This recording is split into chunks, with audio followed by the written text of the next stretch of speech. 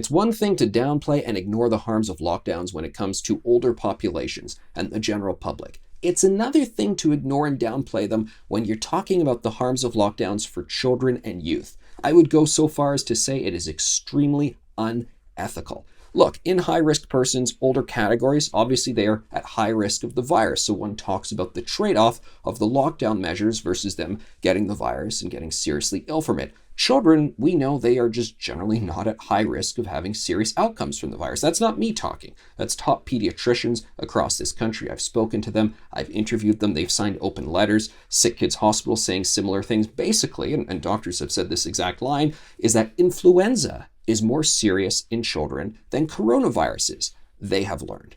And I've just seen two new pieces of evidence, at least two new pieces to me, that have just brought home the point of how we really need to talk about the harms of lockdowns on children more.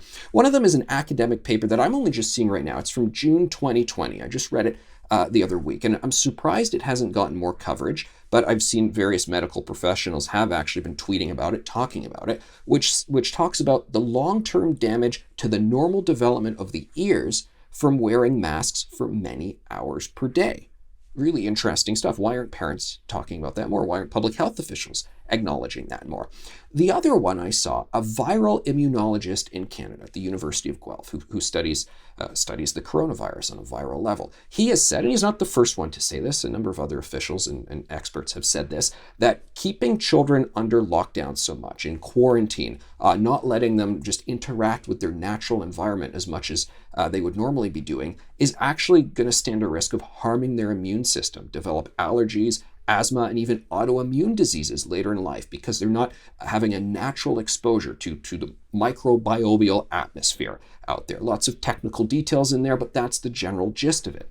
And you listen to all of these things, and these are just two new things. There's various other things going on with kids. Sick Kids Hospital saying they've never seen as many admissions for eating disorders as they have now. A McMaster Children's Hospital talking about a tripling in the number of young people showing up for suicide attempts, serious mental health issues, and so forth. I mean, every week you're looking around and you're finding new evidence that talks about the harms of what we're doing right now to our children. And as I said, the fact that we're not talking about this more, the fact that politicians, public health officials, don't get me started on teachers' unions, that this is not being unpacked more, discussed more, debated more. It gets to a point where, again, it's not just about balancing things and that they're off in the balance. It's unethical. It's immoral to ignore the harms that are being done to our children to the degree that we are ignoring them as a society.